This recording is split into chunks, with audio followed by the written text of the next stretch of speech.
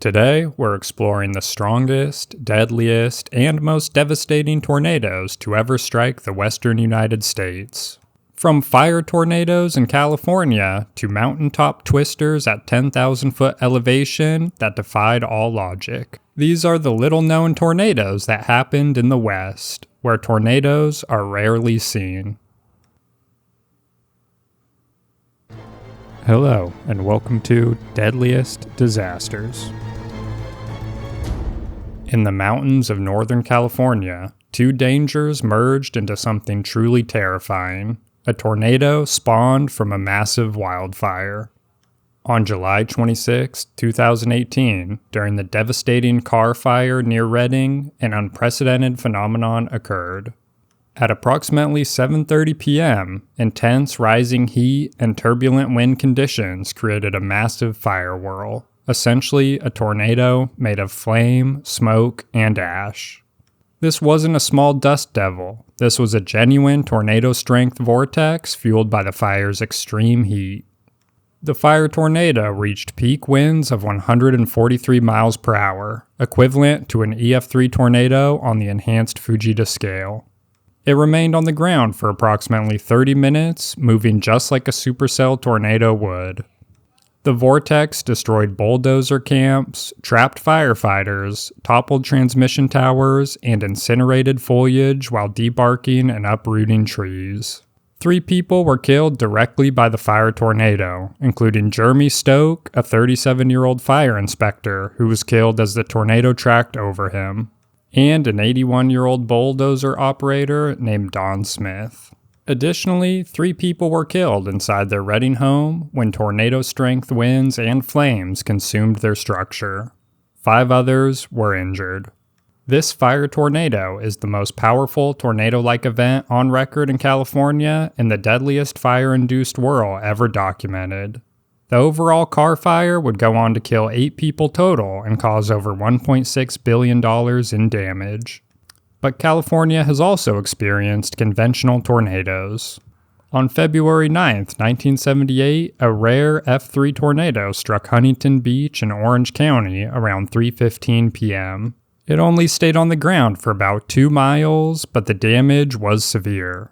6 people were injured and about $3 million in damage occurred. This was one of only 2 F3 tornadoes ever recorded in the state of California. Arizona experienced its most significant tornado event during a historic 2-day outbreak on October 5th and 6th of 2010. The state was hit by 12 tornadoes, an all-time state record, including 2 rated EF3. These were spawned by an unusually strong cold core low-pressure system. The storms caused devastating hail damage in Phoenix, followed by tornadoes across northern Arizona. Total losses reached approximately $4.9 billion, making this the costliest weather disaster on record for Arizona. 11 people were injured, but fortunately, no one was killed. Arizona experienced its first deadly tornado on record on August 27, 1964, when an F2 tornado struck the Indian village at Mission San Xavier del Bac, south of Tucson. Mrs. Lucy Norris and her 9-month-old son Marshawn were killed when adobe walls collapsed on them. 4 adobe houses in total were leveled.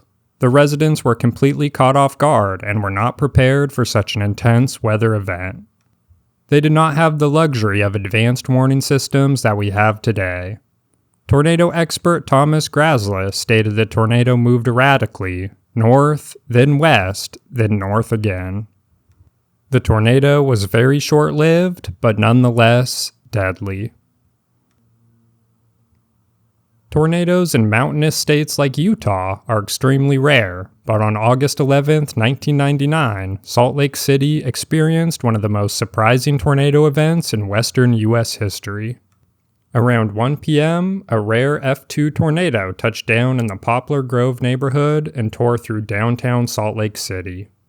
This tornado was on the ground for about 14 minutes, carving a 4.25-mile path through the heart of Utah's capital city. The damage was extensive and shocking. At the Delta Center, the tornado caused widespread roof and window damage. Sections of the roof were peeled back and removed. Across the street, the Wyndham Hotel was heavily damaged with windows sucked out.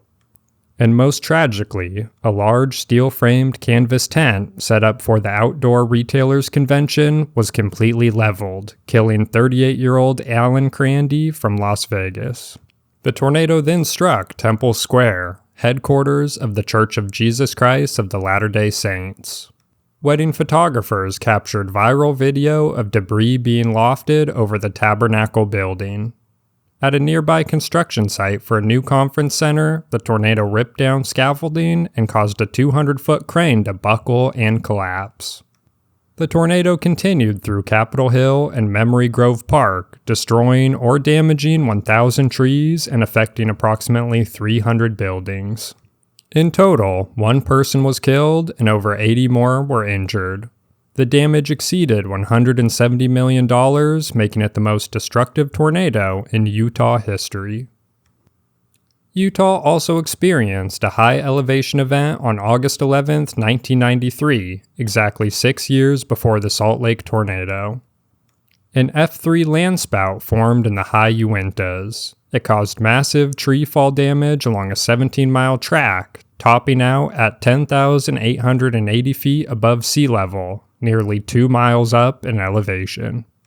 About 1,000 acres of forest were leveled, but due to the area's remoteness, no one was harmed. Colorado's deadliest tornado occurred on August 10, 1924, near the small community of Thurman in Washington County. The circumstances make this tornado especially heartbreaking. 27 people from 4 Mennonite families had gathered at the farm of Henry Coons for a celebration to close the harvest season. Around 2:45 p.m., a massive F4 tornado struck the farm with winds exceeding 200 miles per hour. The Coons' home was lifted and thrown from its foundation, hurling the occupants through the air into nearby fields. All farm buildings were destroyed. Automobiles were tossed and demolished, and livestock were killed. 10 people died immediately at the scene, and another person, Leola Garrett, who had suffered a deep scalp wound, a dislocated hip, and severe bruises, died 4 months later at a Denver hospital, bringing the total to 11 fatalities. Of those 11 victims, 9 were children, ranging in age from just 4 weeks old to 14 years. One 4-week-old infant was found alive, hanging on a barbed wire fence, still wrapped in her blanket with only minor scratches. She miraculously survived. To this day, the 1924 Thurman tornado remains Colorado's deadliest tornado event. And more recently, on March 28, 2007, an EF3 tornado hit the town of Hawley. About a half a mile wide at times and staying on the ground for about 28 miles, this late winter supercell devastated over 200 structures. 2 people were killed and 9 were injured, marking the first tornado deaths in Colorado since 1960. This also remains the earliest high-rated tornado on record for Colorado. The Teton-Yellowstone, Wyoming tornado of July 21, 1987 remains one of the most remarkable tornadoes in American history. This F4 monster achieved what no other tornado has done. It crossed the Continental Divide at over 10,000 feet elevation while maintaining violent intensity. The tornado touched down at 1:28 p.m. just north of Jackson Hole and ripped through the Teton Wilderness, leaving a damage path 24.4 miles long and up to 1.6 miles wide. The destruction it caused to the forest was staggering.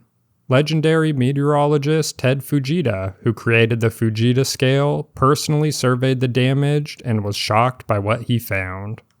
Large Engelmann spruce trees, 30 to 40 centimeters in diameter, were ripped from the ground, stripped of their bark, and had topsoil plastered against their bare trunks from the violent winds.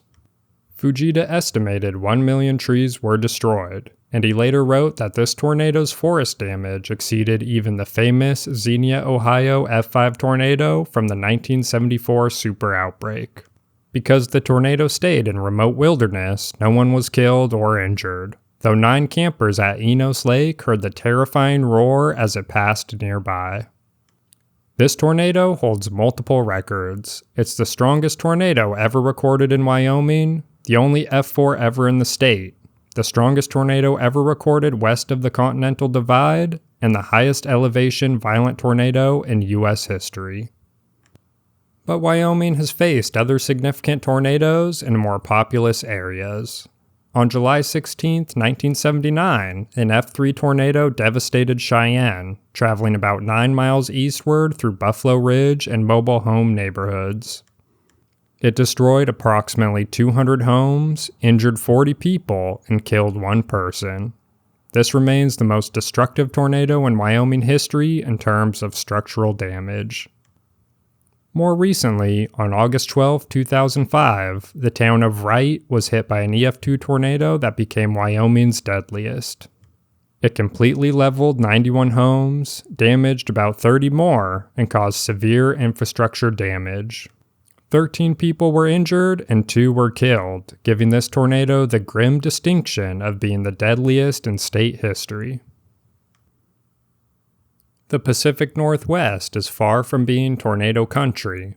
The cool waters of the Pacific Ocean typically regulate temperatures and make conditions unfavorable for tornado formation. That's what made April 5, 1972 such a shocking day. An unusually intense squall line moved into northern Oregon and southern Washington state, spawning 4 tornadoes. The most catastrophic was a deadly F3 tornado that struck Portland, Oregon and Vancouver, Washington, the first F3 tornado to hit Oregon since the 1800s. The tornado formed near the Columbia River, moving through fog so thick that many witnesses couldn't clearly see what was happening. They just described a black or brown wind cloud, but they could not see the tornado's rotation. After crossing the river in Vancouver, Washington, the tornado unleashed its full fury. At Peter Ogden Elementary School, 541 students and 21 teachers had no warning. As 6th grade teacher James Kennedy later described, golf ball-sized hail hit first, then the wind exploded. The tornado completely ripped the roof off the school building, lifted it, and threw it over the playground. Miraculously, although at least 70 students were injured, none were killed. Partly because the roof was carried away rather than collapsing directly on them. But others weren't as fortunate. The tornado then destroyed a grocery store, a bowling alley, and a drive-in theater. 5 people were killed when the walls of a store collapsed directly on them. In total, the tornado carved a violent 8.7-mile path through the densely populated metropolitan area, killing 6 people and injuring approximately 300 more. The damage totaled $25.25 million in 1972 currency. This tornado remains the deadliest in Pacific Northwest history and tied as the deadliest tornado in the entire United States for that year. Washington State was also hit by a rare tornado on December 12, 1969, when an F3 tornado moved over the Puget Sound and came ashore near Saltwater State Park, then moved northeast through suburban areas of Kent, just 20 miles south of Seattle. Trees and roofs were heavily damaged, but miraculously, only 1 person was injured with a broken leg. This remains the only F3 ever recorded in King County, Washington. Montana was struck by an EF3 tornado on July 26, 2010 in rural Sheridan County. The ranch house and outbuildings were destroyed, vehicles and grain bins were tossed, and a wooden bridge was demolished. 2 people died, a 10-year-old boy and a 46-year-old man, and 1 more was injured. This was Montana's worst tornado disaster in recorded history. On May 9, 2023, in Mission Valley, Montana, a dramatic landspout tornado was observed high in the mountains near Charlo and St. Ignatius. Forecasters confirmed it was a wind tornado instead of a tornado formed from a supercell thunderstorm. It stayed high and caused no damage or injuries. Photographers captured a long funnel and hail, but it posed no threat to the public, although the videos captured are stunning. Idaho's deadliest tornado was an F3 that struck on June 7, 1936, near Rubens in Nez Perce County. A house and a barn were nearly leveled, and 2 people were killed. Idaho sees very few tornadoes, making even this short-lived F3 extraordinarily rare. New Mexico experienced a destructive EF2 tornado on March 23, 2007 that tracked from Roosevelt County into Curry County. In Roosevelt County, it completely destroyed a dairy farm, killing or fatally injuring approximately 190 dairy cows. It then hit the outskirts of Clovis, damaging about 500 homes and facilities. Overall, 35 people were injured, and 2 elderly residents later died from their injuries, the first New Mexico tornado fatalities since 1974. And finally, even Nevada has been touched by tornadoes. On June 5, 2015, a rare EF1 tornado struck the town of Hawthorne in Mineral County, carving an almost 2-mile path through the center of town. 6 homes and 5 businesses suffered significant damage, with roofs blown off and walls collapsed. Remarkably, no one was injured. Since record-keeping began, Nevada has never experienced anything more than an F1 or EF1 tornado. The western United States might not be Tornado Alley, but as we've seen, these states have experienced some truly remarkable and devastating tornadoes. From the mountaintop monster in Wyoming to the fire tornado in California, from the Harvest Day tragedy in Colorado to the downtown disaster in Salt Lake City, these tornadoes prove that no place is truly safe from nature's most violent storms. What makes these western tornadoes even more impressive is that they often occur in conditions that meteorologists once thought made tornadoes nearly impossible: high elevations, mountainous terrain, and dry climates. Yet, when the right atmospheric ingredients come together, tornadoes can form.